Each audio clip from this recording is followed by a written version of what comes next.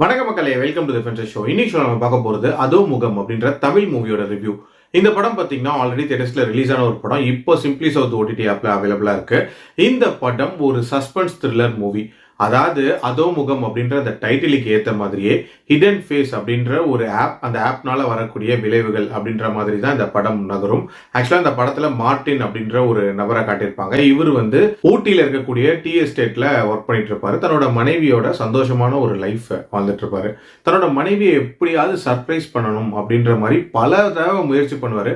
ஆனா ஒரு தடவையும் வந்து அவங்க மனைவி வந்து ரொம்ப ஈஸியா அதை வந்து ப்ரெடிக்ட் பண்ணிடுவாங்க. அவுட் ஆஃப் த பாக்ஸ் ஏதாவது யோசிக்கலாம் அப்படின்னு சொல்லிட்டு ஒருத்தரோட சஜஷனை கேட்டு அந்த ஹிடன் ஃபேஸ் அப்படின்ற ஒரு ஆப்பை வந்து தன்னோட மனைவியோட மொபைல்ல வந்து இன்ஸ்டால் பண்றாங்க.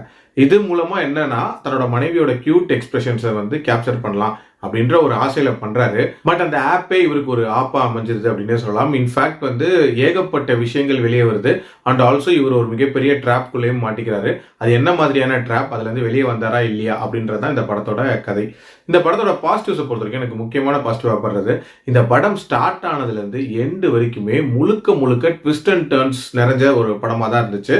அதுலயும் வந்து நம்ம எதிர்பார்த்த மாதிரியான விஷயங்கள் அப்படின்றது நடக்கவே நடக்காது. உண்மையிலே ஒரு தரமான ரைட்டிங் அப்படின்னே சொல்லலாம். அதே மாதிரி இந்த படத்துல ஹீரோக்கு வைக்கக்கூடிய அந்த ட்ராப்ஸ் அப்படின்றதுமே ரொம்ப இன்ட்ரெஸ்டிங்கா டிசைன் பண்ணப்பட்டிருக்கும்.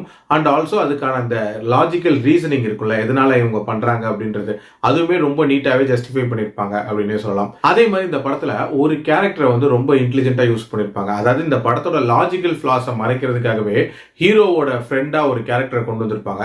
ஸோ அந்த கேரக்டர் பயங்கர இன்ஃப்ளூயன்ஷியலான கேரக்டர் மாதிரியும், அண்ட் ஹீரோக்கு என்னென்ன விஷயங்கள் தேவைப்படுதோ அதை வந்து ரொம்ப ஈஸியா ப்ரொவைட் பண்ற மாதிரியான ஒரு கேரக்டரா காட்டியிருப்பாங்க. ஸோ அதுவுமே ஒரு இன்ட்ரெஸ்டிங்கான ஐடியா தான். அதே மாதிரி இதுல அருண் பாண்டியனோட அந்த கேமியோ அப்படின்றதுமே ஒரு மாதிரி ரசிக்கிற மாதிரியான ஒரு கேமியோவா தான் இருந்துச்சு. அண்ட் ஆல்சோ டுவர்ட்ஸ் தி எண்டுமே ஒரு மாதிரி டு பி கண்டினியூட் மாதிரி ரொம்ப இன்ட்ரெஸ்டிங்கா முடிச்சிருப்பாங்க. அண்ட் ஓவரால் டியூரேஷனுமே பாத்தீங்கன்னா கிட்டத்தட்ட ஒரு 2 மணி நேரம் படம் தான். ஒரு குயிக் வாட்சாவே பார்த்துடலாம். நெகட்டிவ்ஸை பொறுத்த வரைக்கும் பாத்தீங்கன்னா இந்த படத்துல ஒரு சில இடங்களை ஒரு மாதிரி ரொம்ப இன்கம்ப்ளீட்டா விட்டுட்டு அடுத்த சீனுக்கு போயிட்டாங்களோ அப்படின்ற மாதிரியான ஒரு ஃபீல் இருக்க தான் செய்யும். அதுலயும் அந்த பிளாஷ்பேக்லாம் ரிவீல் ஆனதுக்கு அப்புறமாட்டி இமீடியட்டா ஒரு சீன் வரும். அந்த சீன்லாம் வந்து ஒரு மாதிரி இன்கம்ப்ளீட்டா வந்த மாதிரியான ஒரு சீனா தான் இருந்துச்சு. ஆல்சோ இந்த படத்தோட ப்ரொடக்ஷன் வேல்யூஸ் இன்னும் கொஞ்சம் பெட்டரா இருந்திருக்கலாம். மற்றபடி இது ஒரு தரமான படம், கண்டிப்பா ட்ரை பண்ணிப்பாங்க. என்னோட ரேட்டிங் இந்த படத்துக்கு 3.25 அவுட் ஆஃப் 5.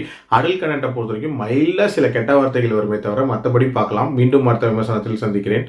நன்றி, வணக்கம்.